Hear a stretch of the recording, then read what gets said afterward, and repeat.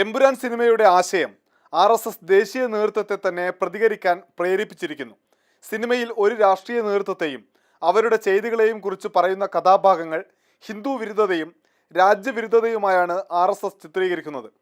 മോഹൻലാൽ ആരാധകരോട് നീതി കാണിച്ചില്ല. കഥ എഴുതിയ മുരളി ഗോപി കുറ്റകൃത്യമാണ് ചെയ്തത് എന്ന് പറയുന്ന ഓർഗനൈസർ ലേഖനം പൃഥ്വിരാജിനെയാണ് രൂക്ഷമായി വിമർശിക്കുന്നത്. മാനുഷികമായ ചിന്തയുടെ അടിസ്ഥാനത്തിലാണോ രാഷ്ട്രീയ പ്രൊപ്പഗണ്ടയുടെ ഭാഗമായിട്ടാണോ പൃഥ്വിരാജിന്റെ ആക്ടിവിസം എന്ന് സംശയമുണ്ടെന്ന് ലേഖനത്തിൽ പറയുന്നു.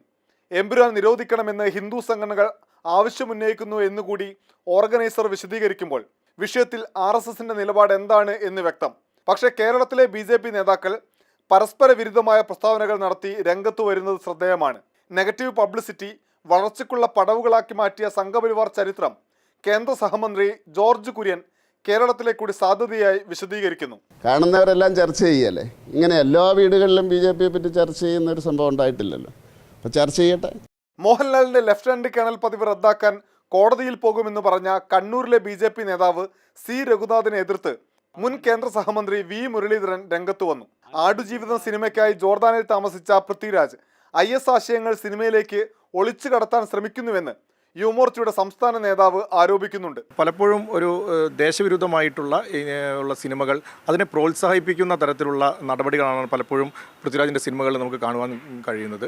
സംഘപരിവാർ ആശയത്തെ എതിർക്കുന്ന സിനിമയിൽ 10 സെക്കൻഡ് മാത്രമാണ് സെൻസർ ബോർഡിലെ സംഘപരിവാർ പ്രതിനിധികൾ വെട്ടാൻ നിർദ്ദേശിച്ചത് എന്നതിന്റെ രേഖകൾ പുറത്തു വന്നു.